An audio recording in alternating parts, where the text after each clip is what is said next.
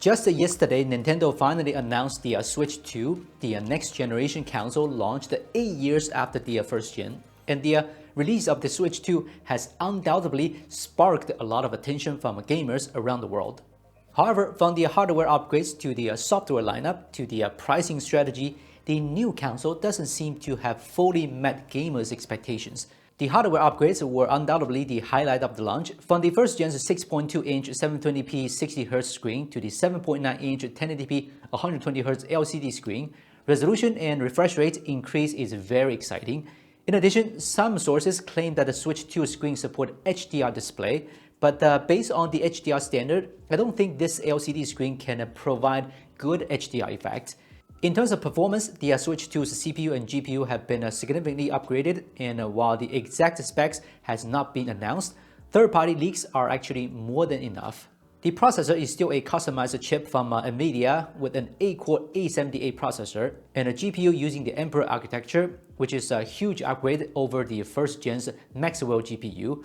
Officially, the performance is good enough to support a 4K 60Hz TV output, and this upgrade seems to suggest that the new processor supports some kind of a super sampling technology, possibly DLSS 3 or FSR. So now, the game developers have to work hard again. There are also quite a few pain points in terms of storage on the Switch 2. While there's a 256 gigs of high-speed SSD storage built in, the support for TFT cards is a tough sell. If you check the configuration details, you will see that the Switch 2 only supports TF Express memory cards. While they've both seen a significant increase in read and write speeds, they've also seen quite a bit of a bump in their price.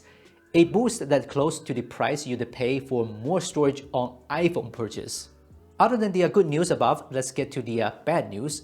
The Switch 2 has an even shorter battery life compared to its predecessor. Secondly, the removal of the infrared sensor from the Joy-Con 2 grip has resulted in some first-generation games not being supported, which has certainly disappointed some gamers.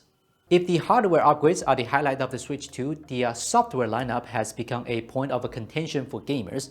The only heavy hitter in the Switch 2's debut game lineup is Mario Kart World. While this game introduces open-world elements, its content did not show enough innovation from the launch demo. Gamers generally agree that this game was not enough to hold up to the dignity of Switch 2's debut.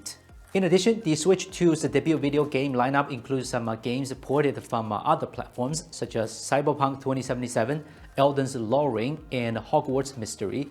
While the addition of these games enriches the Switch 2's playability, their porting and optimization is still unknown. Cyberpunk 2077 in particular may disappoint players with its low graphics performance in handheld mode. It's also worth noting that the Switch 2 introduces new features such as Game Chat and Game Share. Game Chat allows players to voice chat in-game, while Game Share supports multiple Switch devices to display their own screens locally. While these features are interesting, it reminds me of the video conferencing. The Switch 2's pricing has generated just as much discussion. For starters, Nintendo is offering both a Japanese and international version, with the Japanese version priced at around $340 and the international version priced at a whopping $450. The game pricing is even more exaggerated, with the top-tier games selling for as much as $80 and the physical card version going for $90.